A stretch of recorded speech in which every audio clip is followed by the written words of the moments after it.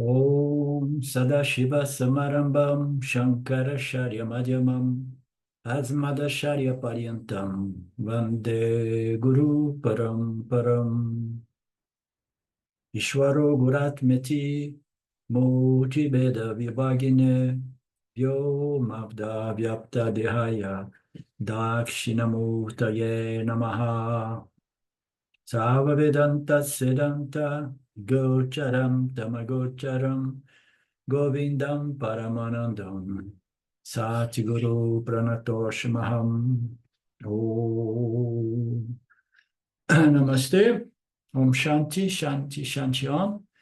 So we are back with the Kenupanishad. We have seen towards the very end of the second introduction, in which that Mahavakya, which is what declares that everything is Brahman, there is only Brahman, nothing but Brahman, one without the second Brahman. What the wise see as Brahman, the unwise sees as Namarupas. So the wise see everything as Brahman, but not physically, because the wise sees the Namarupas superimposed upon Brahman. It's very simple. So let me just close this WhatsApp here on my laptop because it is kind of annoying. I have to remember to do that every time.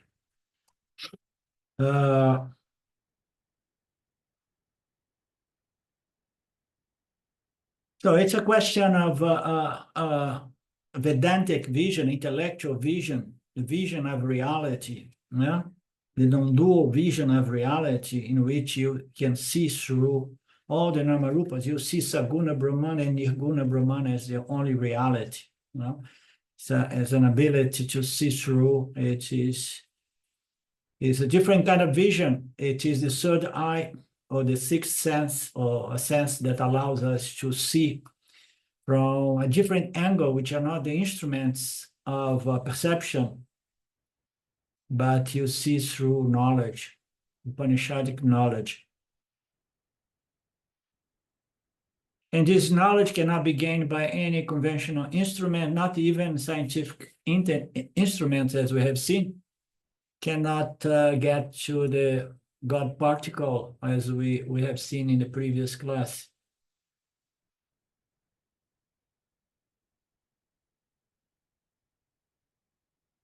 So therefore, the title of Upanishadam, of this Brahman, is titled Upanishadam. Very important word, I said in the last class. See, it means to say what? Knowable only through the Upanishads. So Brahman is only knowable through the Upanishads. And this is something a little bit difficult for people to understand.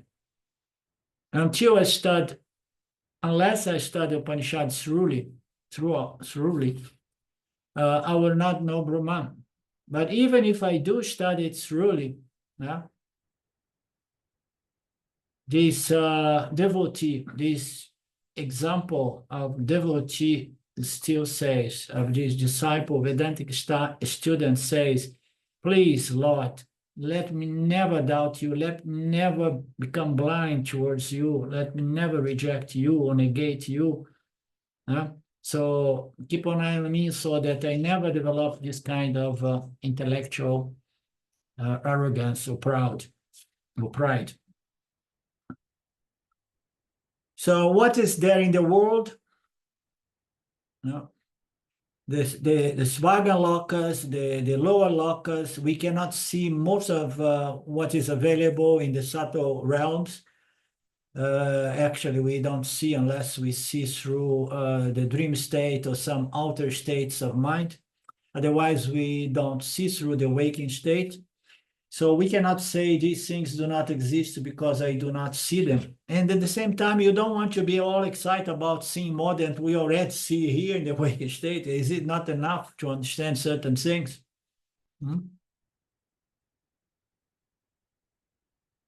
So the instruments are there.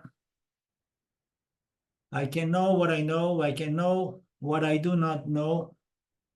I cannot negate things that I do not know just because I'm ignorant about them. That's the point, okay? I need to be humble. I have to have this integrity to say, I do not know, but it does not mean that there is no God, there is no Brahman, just because I don't know. Let me never negate you, Brahman, because of the limitations of my intellect. So this is an example of a humble and a devotee of the Lord. He prays for protection, say, let me never fall for the traps and tricks of the ego to the point of negating you as the only reality. So grace me, bless me with this level of discrimination, protect me with this level of discrimination so that I will never reject and negate you. And then we have seen that the approach we use in the Vedanta is first we develop faith in the Creator, faith in this supreme intelligence, this architect of this Mithya apparent cosmos, which is designed according to certain laws and principles. So we cannot know Ishvara exactly. We can sense Ishvara. To know Ishvara, we would have to have the intelligence of Ishvara in order to recognize, but we can sense. And then it said the first step in this Vedantic process on this spiritual elevation process is to have faith in this supreme intelligence. So the first step in the Hinduism and in the Vedantic process is a worship. I love God, and it's based on faith. I'm faithful that there is a creator. Now, in this sense, it's more the creator. Now, I can infer that there is a creation. I'm not questioning whether it is a Mithya creation or such a creation. I can experience a certain creation, and I infer that there must be a creator, and I trust the intelligence of this creator. Yeah? So that's the first approach. You have a relationship with God based on faith, confidence. The first level is God worship is based on faith in God. The second one is only possible through knowledge. And the knowledge here refers not to understand the nature of Saguna God, but to understand and know Nirguna God, because we will never know really the intelligence of Saguna Ishvara, because our intellect cannot reach that. But our intellect can reach the knowledge of Nirguna Brahman. Very interesting. Huh? I cannot know Saguna Brahman, no, because it's omniscient. It's omnipresent, and it's the total knowledge of past, present, and future of all universe, of all layers, and so on. So I will never be able to know God in its vastness, but I can know Nirguna God in its totality, in its entirety. Well, isn't it interesting?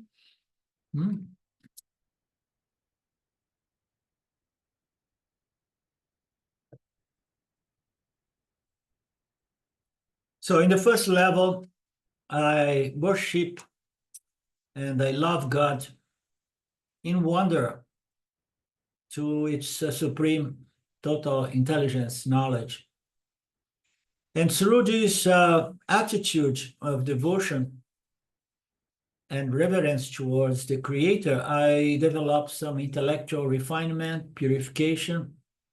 And then by the grace of the Lord, again, you enter the second level, which is the Upanishad level, in which you're going to study it thoroughly, consistently, systematically, until your faith in God will be converted in knowledge of God. And as we know, you cannot know Nirguna God objectively. So knowledge of God is only possible as I am that God. And that sounds like arrogance to most people. Therefore, in this Vedantic process, we don't begin with Nirguna Atma Yanam. We begin with the Saguna devotion towards Saguna God, the Creator. The student says, I have faith on you. May you shower your grace so that my faith gets converted in knowing you, in your true nature as Nirguna Atma. Once Saguna Brahman Yana comes, I will never have doubt regarding. Now, once Ishwara Yana, which is Brahman Yana, Atma Yana, once self-knowledge comes, I will never have any doubt regarding the existence of God. And I will never feel like, okay, now I know God, but I only know a little bit. I need to know more. I'm talking about Nirguna God, Nirguna Brahman. Once you know it, you can never say, oh, I just know a little bit about it. You either know, you don't know, because it's very, very simple. It is one's very conscious existence of non-dual nature.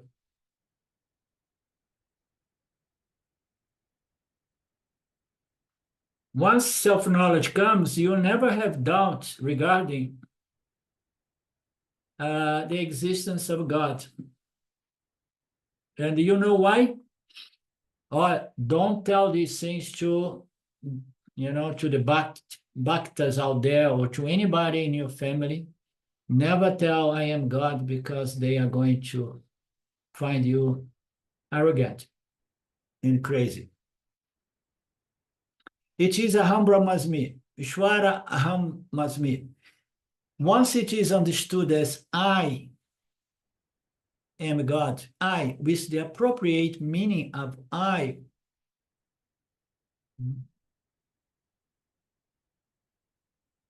this I is not the body.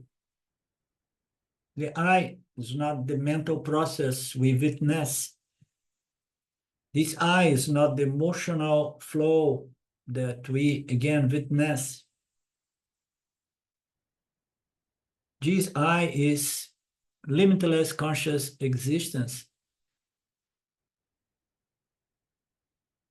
How can I have any doubt regarding this statement that I am Brahman? I am limitless conscious existence. What is this I about? What is the true nature of this I? What is the essence of this I? It's not matter. Matter is inert, as we know. This I is sentient or sentient. Or sentient. Which one of the two? I always make this confusion. Please help me. I think you mean sentient. Yeah, because in Portuguese is sentient. So sentient. So sentient in English, okay. My memory is really poor. So once I understand what this I refers to, we need to keep digging and doing this inquiry, because Vedanta is all about that, inquiring into the nature of the I in the light of the teachings of the Upanishads with the help of a teacher. So what is this I? Our basic fundamental human problem is misidentification in regards to the I.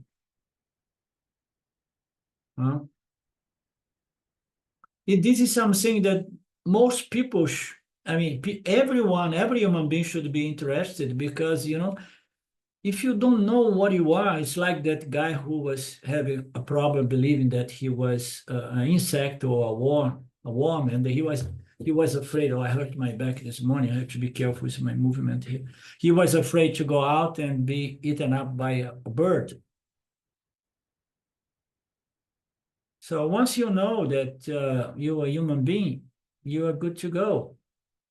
No bird is going to eat you up. So once you know that your conscious existence, this I refers to your true nature as consciousness, limitless consciousness. And then you know that that applies only to the body. And you that beginningless, eternal, conscious principle, the only reality. And you will never have doubt about knowing or not knowing God, because you either know or you do not know. I never doubt that I exist. You have to look at it by logic. I can never say, no, there is no existence here. The only reality is emptiness or the void. Therefore, I cannot say that geez, body mind exists. Like people go around say, I'm not here. I do not exist. You do not exist. You can never negate your existence if you have any bit of discrimination or discernment left. Because you must exist to deny your own existence.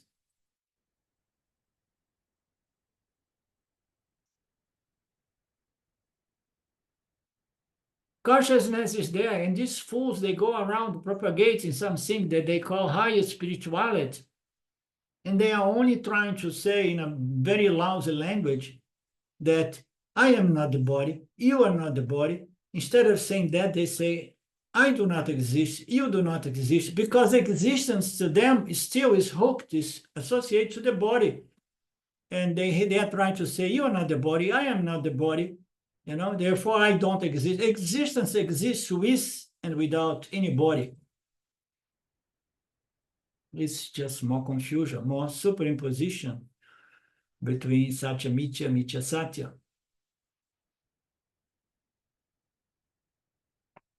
The student says, let me never lose my discrimination to the point of negating your existence as my very existence. I cannot. Once I know that's my very existence, this question does not arise, actually. And let Brahman never reject me as well. So this Shraddha, this faith, this devotion are extremely important.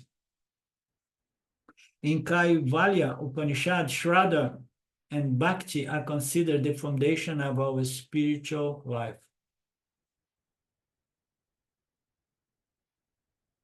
The next point, important prayer is, I may be willing to study Upanishad, and the Guru may also be willing to communicate the teachings, but the question is my intellect prepared to receive the teachings? And then what would be the prayer? Bless me with the discrimination and the strength, determination to develop the qualifications so that I can receive this knowledge and assimilate them. And then he reminds us of the Bharigata Prayatinam, Ganga Devi. You know this story, this Purana? No. So it's a very famous story, very long. I have seen it recently with the 10th chapter with my Brazilian group.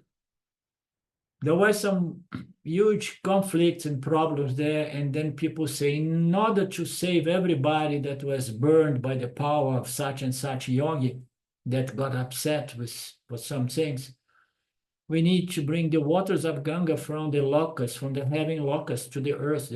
Only the waters of Gangas are going to bring back to life all these people, these highly evolved people that were burned by the rage of this rishi. So Vedanta said, Ganga said, okay, I'm going to come down, but I have a problem for you. I'm very powerful. When I'm coming down, I may destroy everything down there. Who is going to be able to receive me, to hold me? And the Purana is very beautiful. And here he reminds us of this Purana, say, who will have the strength to receive these teachings? Who is going to be prepared to receive these teachings? These teachings have to flow from the higher realms to the lower realms, no doubt about that. And who is going to take it? The rishis did take it and saved it for all of us so that we can gradually receive it. The Upanishads are revealed knowledge received by the rishis and maintained by our sampradāya with the aim of giving knowledge to all seekers of the true nature of the I. Therefore, Guru may be willing to give this knowledge, but the disciple has always to have the intellectual honesty, integrity to say, am I prepared to really receive this knowledge and claim Aham Brahmasmi? I am the Adhisthanan of the entire universe. Can I say that without crossing the line between reality and illusion? Is it a fact for me? This is a very mind-boggling message or teaching. You are that Brahman. You are eternal, universal, limitless conscious existence. You are the existence. Existence shines through you. And you are consciously existent of your existence and the existence of this meteor universe. You are this Brahman. You are consciousness. How are you going to know Brahman? You are shining due to Brahman. Your true nature is consciousness. The body-mind-sense complex is just inert matter, as we know. But we need to have the qualifications so that we can, in all honesty and in total conviction, claim, yes, I understood. The I is Brahman. So I can now say, in total humbleness, humility, yes, the I is Brahman. The I, this I is not the body, is not the mind. This I is limitless conscious existence. For that, the student has to be honest enough to understand one's limitations, one's lack of qualification. Therefore, what does the student do? Oh Lord, bless me with all required qualifications as well. Bless me with trust, faith in you, and bless me with the qualifications to understand your true nature as identical to my very nature. What a beautiful prayer. That's the prayer here. Upanishatsu Dhammaha, all qualifications mentioned in the Upanishad.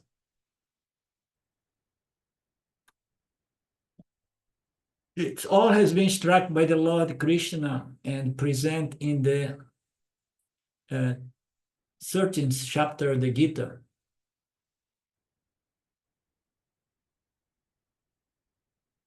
Twenty qualifications have been enumerated. You're supposed to study the Gita. You need to be Gita students as well. Revise them. Again, Lord Krishna repeats them in the 6th chapter of the Gita. 26 virtues or qualifications. They should not just be known in the books or be present in the books. Pustakam is in the book. This qualification should not be just available in our laptop or in the book, but should be alive in my mind so that I never lose proper perspective. Not only I should remember these qualifications, I should try to live these qualifications.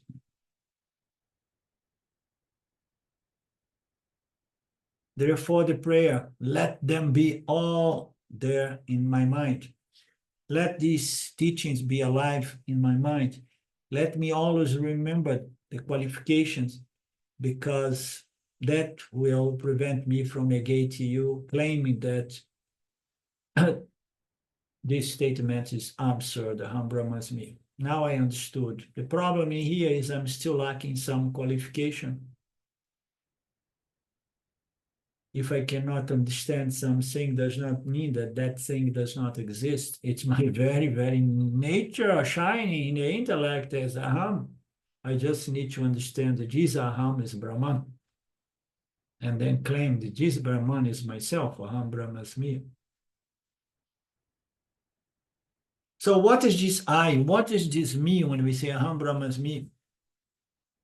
Nirata means me who am committed, who am sincerely pursuing Atmayana. That Atma is Brahman, is your very self. So the essence must be, I am a serious, honest, spiritual seeker.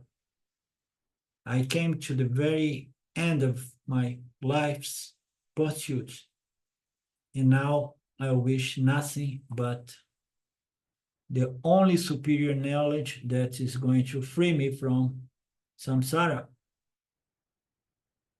Therefore, I need these qualifications fully developed. I am sincere, I am honest.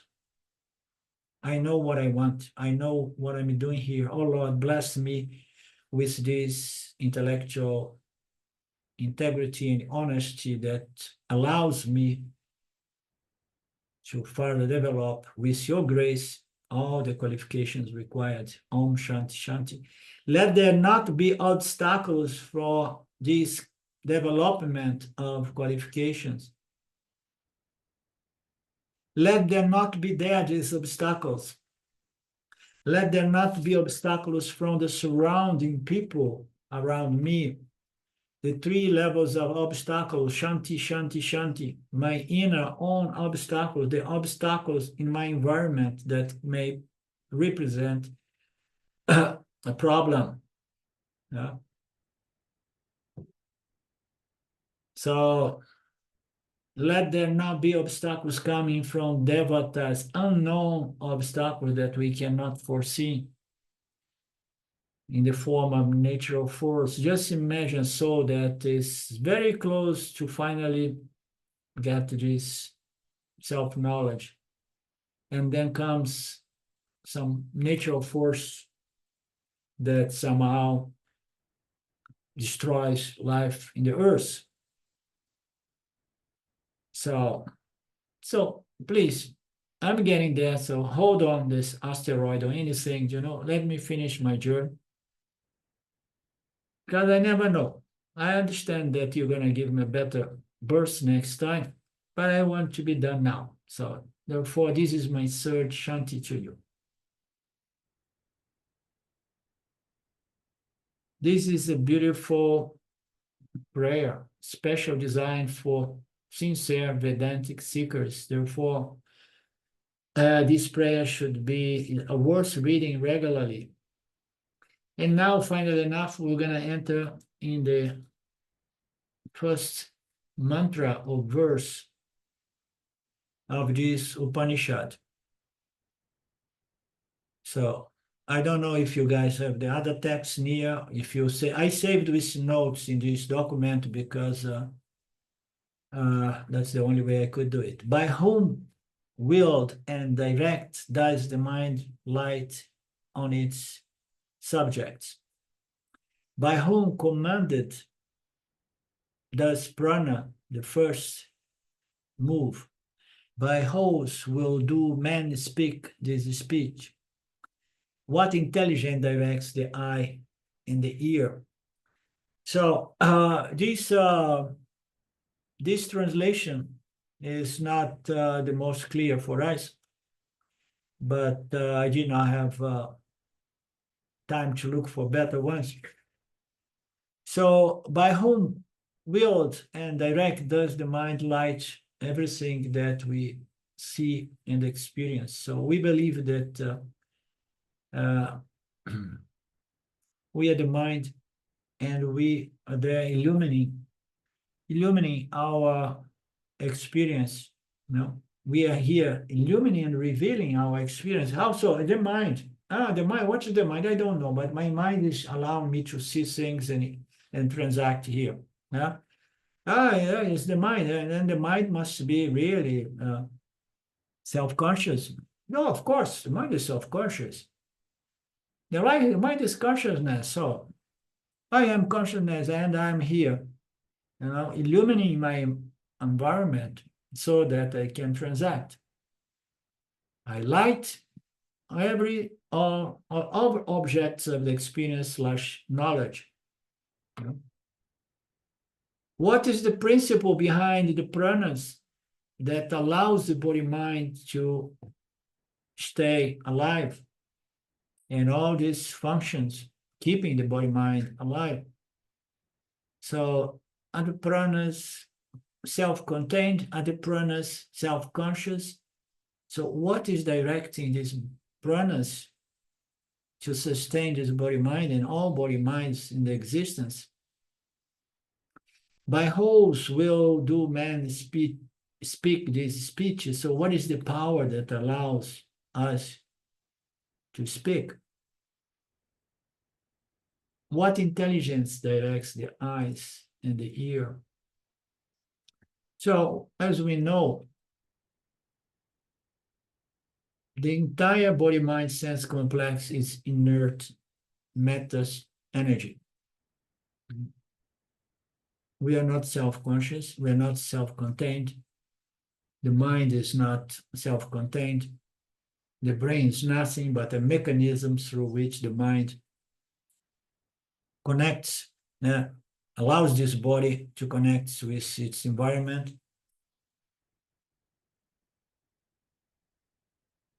So,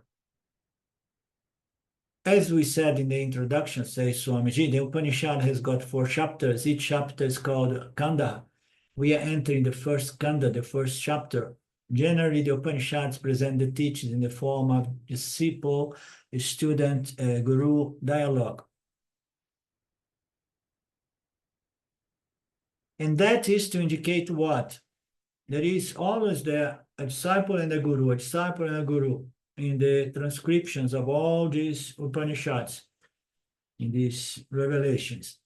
So it's an indication that the disciple needs to get it from the guru, like it happens in the sampradāya. It means that never try to read the scriptures of the Upanishads on your own. They have to be interpreted appropriately. And then he says something very nice. He says, and there is a certain interpretational tradition behind every tradition, behind every sampradāya. So one thing is to know, no, I am self-realized and I present myself as a guru now, but I am independent. No? I don't belong to any party. So being independent, you cannot rely on the interpretational tradition. It's my interpretation, it's okay because I'm self-realized. He says that the guru must be there so the disciple can get it from the guru, and the guru has to be part of a sampradāya because there is a certain interpretational tradition behind each sampradāya. Therefore, there is always confusion. When you start the Gita, which was written and commented by one tradition and then another tradition, even the tradition of Ramakrishna and Vivekananda will differ to our sampradāya. There is an interpretational tradition behind the guru. If there is no sampradāya, and then the guru is on its own. This is called Guru Shishya Sampradaya, which is the key to open the Upanishad. And the key is there only with a Sampradaya Yavid. Therefore, approach a Sampradaya Yavid guru, a guru that's part of a Sampradaya, a guru that look into the interpretations of the gurus in its own tradition. You don't need to go back to every one of them, so you trust Swami Paramarthananda. Swami Paramarthananda trusts Swami Dayananda. We have access to the words, yeah, of both. We check our interpretations to be always aligned with our sampradaya. Therefore, it's better to approach a sampradāyavid guru who has got the key from his own sampradaya. Learn from such a guru, okay? Don't learn from gurus that broke away from one sampradaya because, of financial, commercial interests to develop something slightly different or supposedly more modern or more psychological.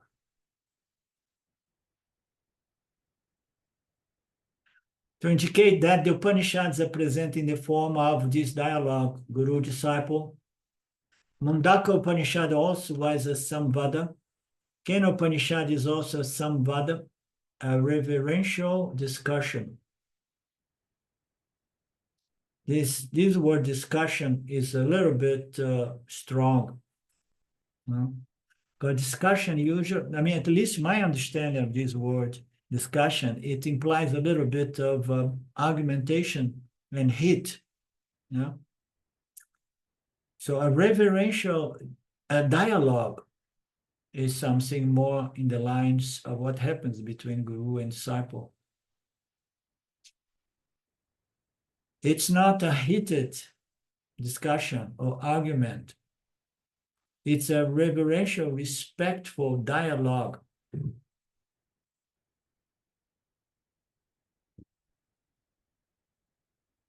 It is keeping the Upanishad in the center and producing enlightenment, not heat. I'm going to have to stop here for a moment. Just a second, please. I'm going to pause it just for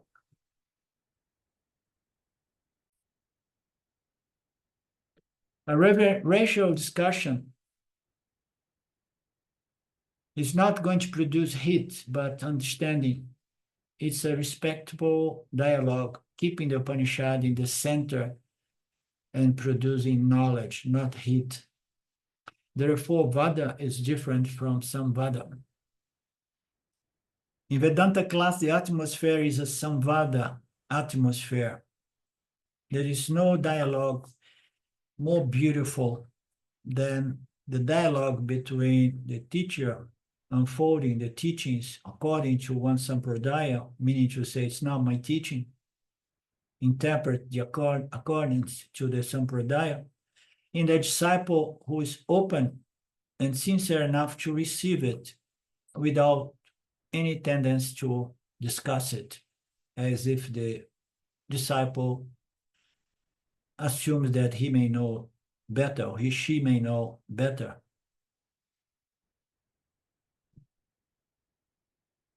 In the Vedanta class, the guru presents the teachings, the student receives it, and in a proper moment presents its doubts or questions. The only difference between Mundaka and Kena is the name of the guru and Shishya we know.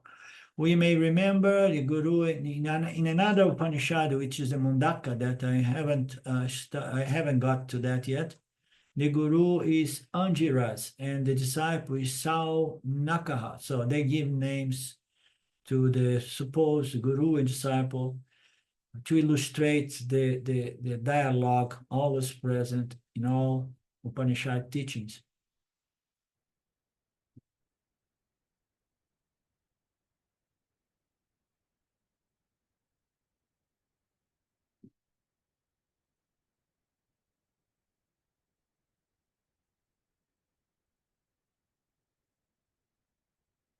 I'm going to pause here for a moment.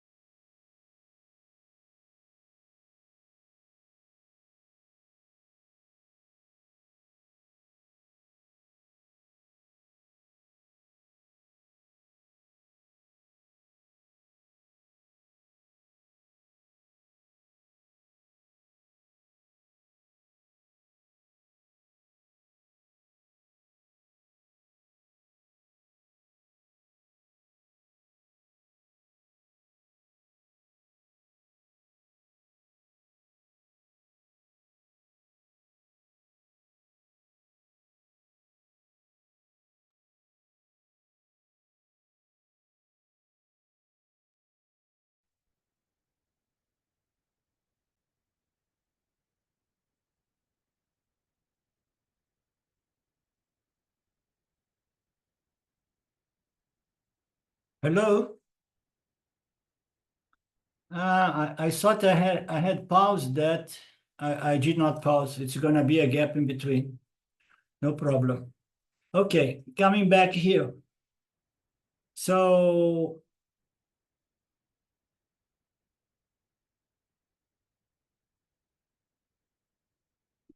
we have to supply one disciple approached one guru and ask the following questions.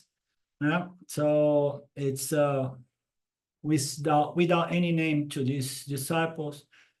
And the first mantra begins with what word? Kena Ishitan Patati. Since the first word is Kena, the Upanishad is called Kena Upanishad. Very interesting, yeah?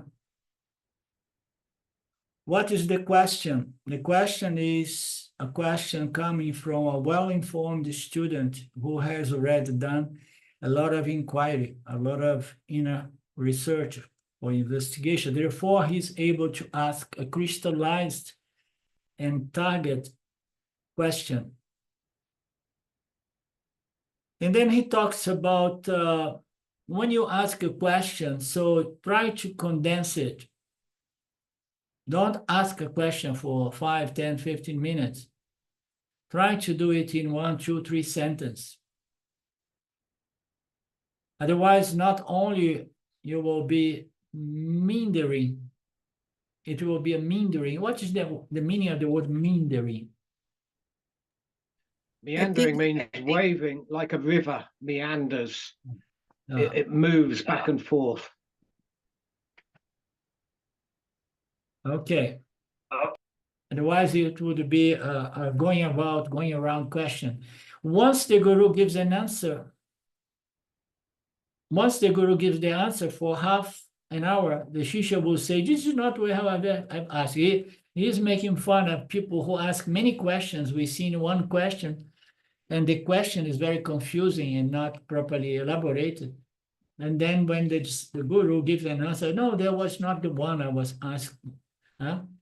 So the guru requires communication skills, but it is disciple as well. The student, the disciple, asks a target question, which begins with Kenupanishad. Therefore, I have to give the introduction to that question itself. The disciple has truly researched and understood that this body is alive and sentient. The sentience and the consciousness of the body-mind is not really natural. This disciple had truly analyzed and understood what? The body cannot be naturally conscious. It's not in the nature of matter energy to have consciousness. Therefore, in the body, there must be some other principle to make the body appear as if it is self-contained with sentience. Like the fan cannot naturally move without electricity. There must be a principle other than the fan. Fan is visible, electricity is not. Consciousness is the most invisible, the most subtle of the subtle.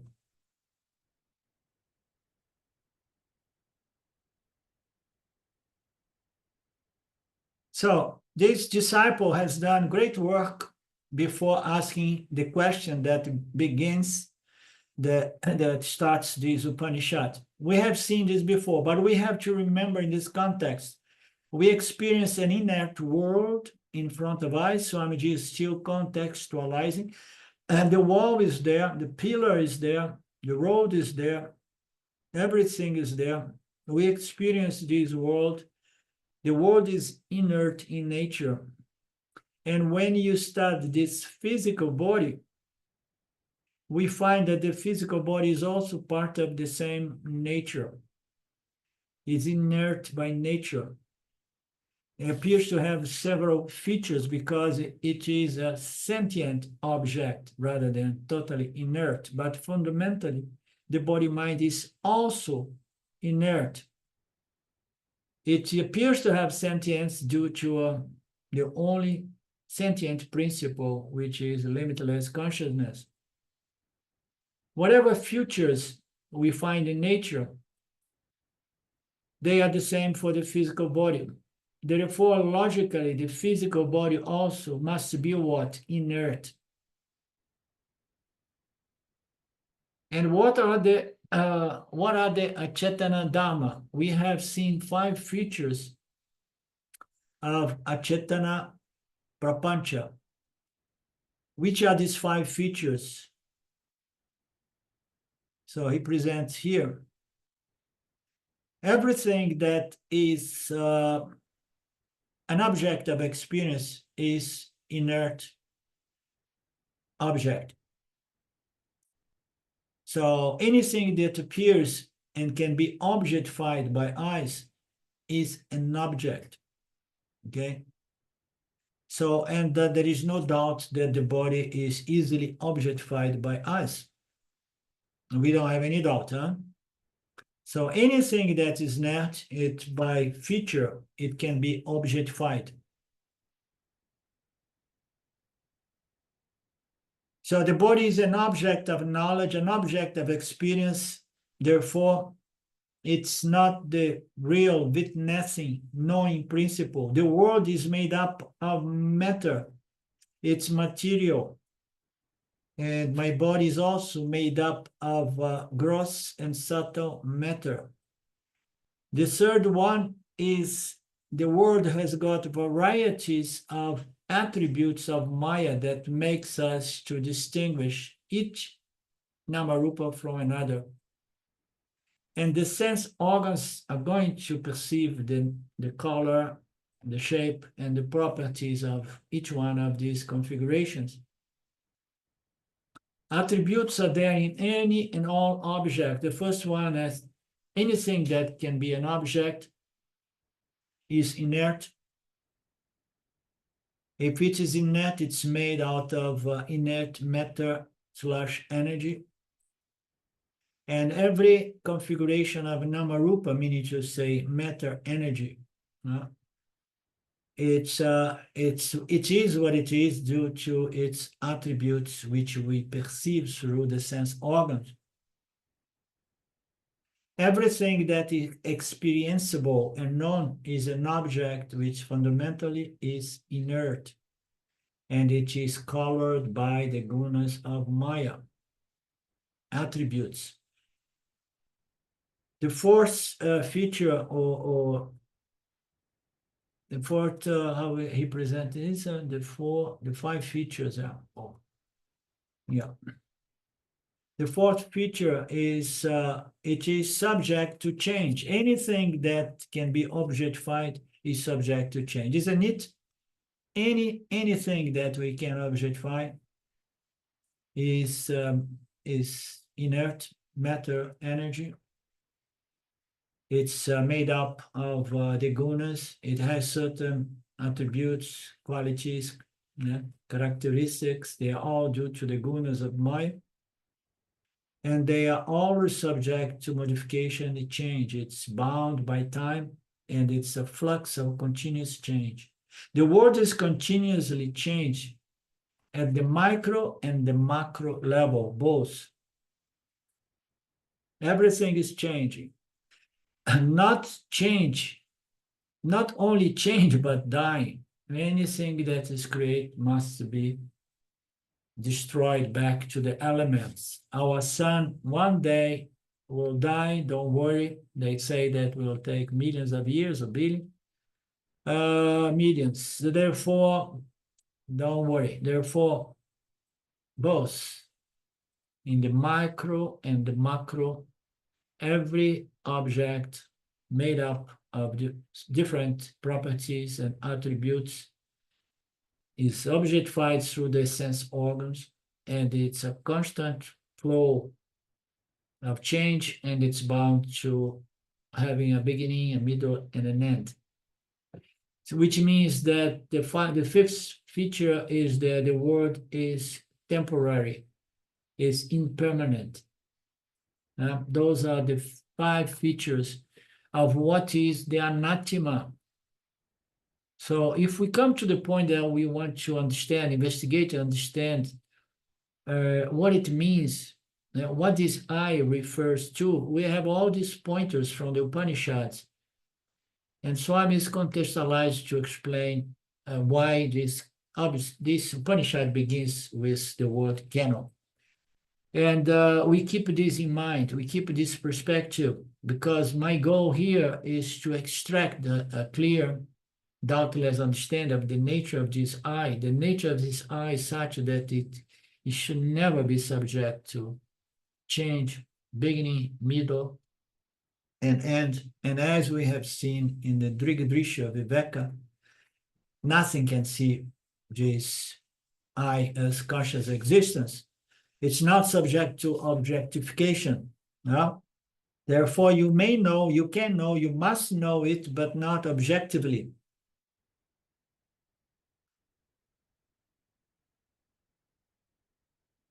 When we say the world is temporary, the temporariness of the world can be understood in two different ways. We talk about the end of the world, but we do not experience the end of the world, because when the world ends, scientists themselves do not know. When the world will end, scientists themselves will never know. They talk about Big Bang and they are visualizing a big crunch, but scientifically, it's all theories, and nobody has ever witnessed any of this. So the end of the world as a perceptual reality is non-existent. But we can perceive that we are slowly aging, decaying, and dying. But the universe, we don't know. So he's trying to say about the nature of temporariness. Vedanta talks about the arrival and departure of this world in a different manner, which is not the beginning and the end of the creation. Vedanta talks about the arrival and departure of this world, which is very important for us to understand. What is that? The world is available only when you're in the awakened state.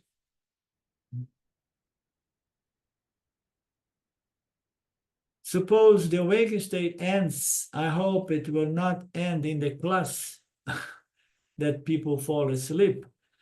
Suppose it ends, then that means what? You doze off. The moment you go to the dream state or sleep state, there is no world. You may argue the world is there for others, but not for you. But the world still exists there for others. This is a very philosophical discussion or dialogue. But remember, even for others, the world will be there only when they are in the awakened state. Oh, they are there for everybody, but only in the awakened state. In the other states, the world is not there. Is the world really there at all time, at all circumstances, at all states? No, the world is a phenomenon that occurs in a certain mental state. That's the point. What is the end of the world then? You know, it ends every day when we fall to deep sleep. Even dreaming, we experience a different world.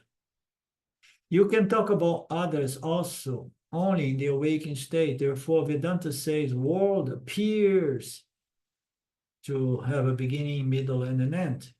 When you enter the awakening and the world disappears, when you enter the awakening and the world disappears, when the awakened states end to become dream, when you go to the dream, what happens? Another kind of world appears. Then the dream state ends and you begin having a deep sleep.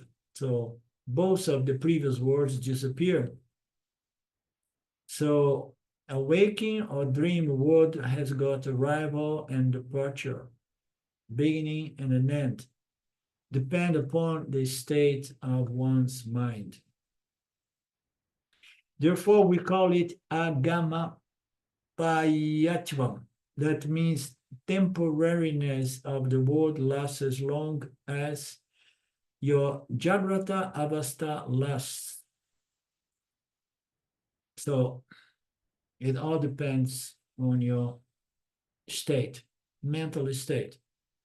This is the fifth feature, temporariness of everything that we objectively experience due to the gunas of Maya that produce properties and attributes. It's also available for experience and knowledge, but only temporarily. It is an object, it is inert matter, it is colored by the attributes of Maya, it's a flux of continuous change, and it is temporary. And then Swami presents us with another symbol, Om Makti, are the five features of this anathema meteor world.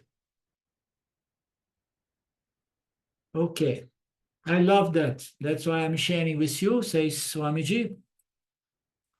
I love Sanskrit. Now he says, people may find Sanskrit too much. So, and then remember Omacity, these five letters. We don't want to get into Sanskrit. Too much for us. All this student has researched. This disciple is really qualified. He understood the five features of the anathema world. We see through the physical body, and the physical body is also integral part of this five-feature world. If we identify with the physical body, we believe, mistakenly believe that the physical body is outside of the field of objects that can be objectified and known. But the body is also an instrument by which I see the world, but I see the body. The body also is an intimate, inert object of experience. We experience, I mean, I just did a movement. At a certain age, you should never run to catch a chicken. So I was trying to catch a small chicken, and then I pulled a muscle, you know, and then the body has all these problems. You see it objectively. Therefore, we see the hunger of the body, the pain of the body, the thirst of the body, the knee joint pains of the body, the back pain, the muscle pulled pain. So they are all experienced by what? Clearly, intimately experienced. Yes, oh, it's me. No, it's my body. Oh, but I experience that as myself. Therefore, body has got what? The feature, the first feature, which is objectivity, materiality, physicality. It's made out of inert matter. They say carbon material. Carbon material is a very nice concept. Carbon-based life rather than silicon-based life, as the people interested in post-humanism say. All organic things are carbon material. Very nice. See, Swamiji talking about that 20 years ago. Carbon means charcoal. Body is charcoal. It is Pancha Bhautikam. It's matter.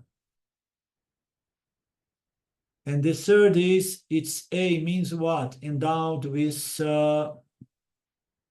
properties. The body is made of matter. What is the most important property of matter? Is the smell, fragrance, perfume.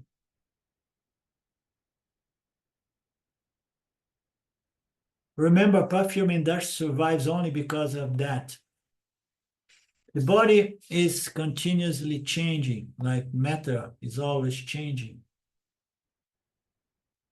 And it's temporary, as we know.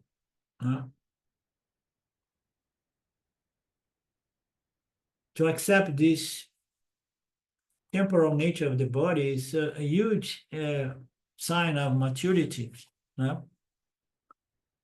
And it's only possible to the extent that I detach myself from the misidentification that I am the dying body. I am conscious and witnessing, conscious principle, witnessing the process of this dying body. So the body is a phenomenon with a beginning, middle, and end. It's born, has a date of birth. It has got DOD. But from Sanskrit angle, we talk about the temporariness in another way. What is this temporariness? It's available for you only in a certain state, which is Jagrata Avastha, the awakened state. So do any of you remember this symbol DOB? It's the date of birth. I thought it was something that he has made up. Of his symbols. So the birth, that has a date of birth. It will have DOD also. DOD is the date of death. So from such angle, we see this temporariness in a different way. It means it's there as long as we stay awake. Once you go to dream, what happens? The body disappears. You get a different body, a spare body in the dream state. When you enter the dream, therefore, body lasts only through one of these states. And even in the deep sleep, you got a certain body, which is the deep sleep body. Therefore, what's the conclusion? Body is inert because it has got the same 5 features as the entire cosmos, the entire world. 5 features of the inert universe.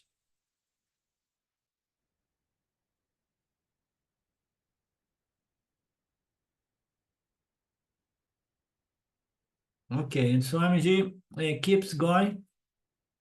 And we haven't seen yet his unfoldment of the first verse. Okay. Let's stop here. Let's hope tomorrow I feel a little bit better. And I guess we meet tomorrow.